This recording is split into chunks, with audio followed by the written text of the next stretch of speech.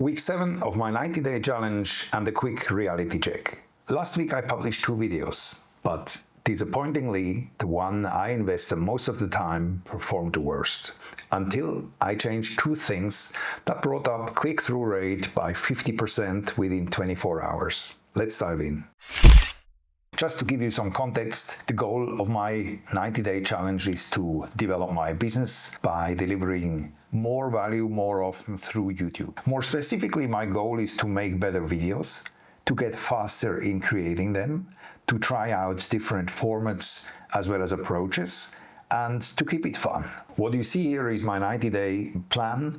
Currently, I'm in phase 2, which means that I'm producing 2 videos per week. To make it sustainable, I decided to focus on 2 types of videos. On the one hand, the reflection videos like this one here, and also tutorial videos around the topic of high-performance mindset and habits. When I do my weekly review sessions, I always focus on 3 different areas. On the one hand, what worked well, but also what did not work, and what can I do better next week? What are the takeaways? What worked is that I produced the 2 videos that you see here. The upper one is the reality check I made a week ago, as well as the second one, the tutorial video around high-performance related topics, respectively here, about how to set and actually achieve goals. Looking at these 2 videos, I'm satisfied with the simplicity of the upper one, of the reflection video, and I'm happy about the content and the quality of the goal setting video. What is the effort behind these videos? For the upper video, it took me approximately 8 hours overall, 6 to 8 hours to make it, which is for my relations relatively quick. I'm learning, I'm still relatively new here on YouTube. And the lower video, it took me approximately 40 hours overall. But the reason why it took so much time is the amount of time I invested in the research phase to make it valuable, to make the content valuable and relevant, but then also to produce the B-roll. And the B-roll was quite a big time investment to make it clear and simple. And then also the editing took quite a lot of time. This video here about goal setting is highly edited, whereas the other one is super simple. And that's a huge difference from a time investment perspective.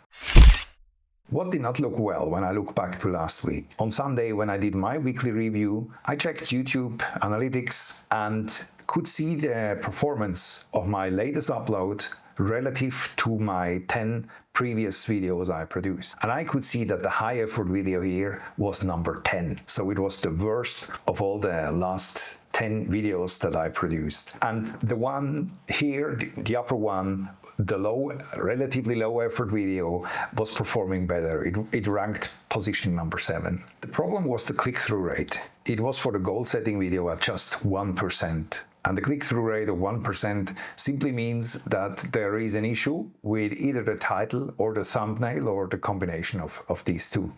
So I decided to change the thumbnail as well as the text. When we briefly look at the thumbnail, the way we see it here, that's how I published it originally.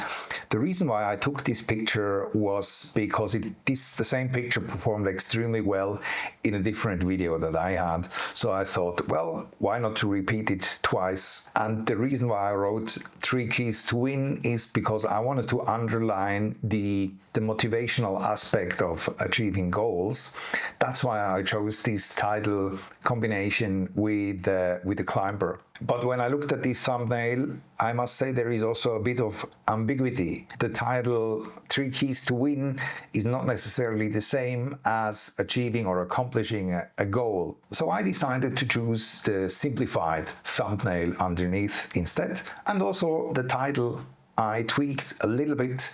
As you see here, that's version 2 of the title with the 3 keys to accomplish a 70% success rate. So this change I'm talking about here, I performed 24 hours after having published the goal setting video. And the outcome was that 24 hours after this change, the click-through rate climbed to 1.5%, which is a 50% increase compared to where it was before. But if you are a creator yourself, I wonder what is your experience. In which moment are you checking the stats? Is it 24 hours after publishing, or 48 hours, or even a week later or so? And what is your lesson learned? I would love to learn from you.